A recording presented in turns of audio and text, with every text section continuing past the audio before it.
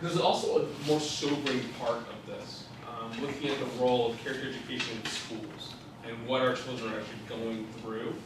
So every 7 minutes, a child is bullied. 85% of the time, there's no intervention of any kind.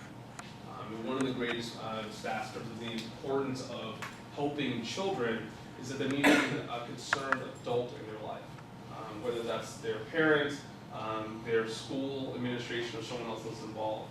So I'm going to go on a limb. Not everyone made the right choices all the time when you're a child's age. So what are some of the choices? What are some of the things that we felt were poor choices at the time? Yes? Defiance. Defiance. Anyone else? Yes? Not interacting with people.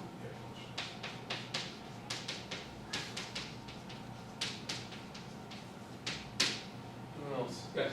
Not being as studious. Yes. What are the things that keep us from making these decisions? Whether it's playing the victim of it's always woe is me, it's always the issues that come along with that, anger, being really upset, losing control, self-pity, feeling sorry for yourself, that not even our children can be controlled by us. We can say go to bed. However, it's still their choice to actually go to sleep. Our children learn how to deal with conflict in many ways from mirror watching us. If we have a short fuse, in many ways they are then indoctrinated to learn that's how I respond to things that are difficult. The language that we use, which means it's amazing that learning how to walk in part is because they watch others. Learning their language is because they watch others. Their first true peer pressure are us as parents. More about self-empowering choices, ones that actually make them self-fulfilled, the positive choice. And you always have more choices than you think you have. I think there's a healthy conversation about what are bad choices.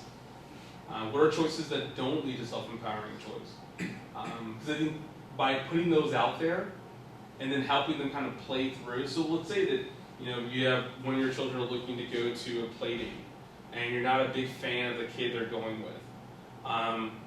Talking about what are some of the things that happen in that house that you know already, and if that happens and you're a part of it, what might happen to you? How might it not be safe for you? How might that friendship be hurt? And kind of walking through those conversations actually helps influence your child in the positive choices that you want them to make, and hopefully they want to make for themselves. We'll have a couple minutes here to kind of talk about as a group. What are the things you can say? How do you help them understand their language can be hurtful? And what are other options you can help lead them towards? Like he said, define. Right. Anyone would like to share? We came up with 4 different scenarios for a solution to what's happening. And the first one was mine. If it's a belligerent tone of voice, I ignore it and just continue with dinner. Because I know if I answer, we're going to have a conflict, because that's what my child wants. Right. Because he's probably tired too. Yes. And reminding our children of this, and once again, age appropriate, recognizing that that's something that for some of them are thinking way down the line. It's probably hard to recognize, but that constant reminder. It wasn't the first time, obviously, he said that to his son. And that reality of importance of reminding them that they have the power to control who they're going to be. All you can do as a parent is really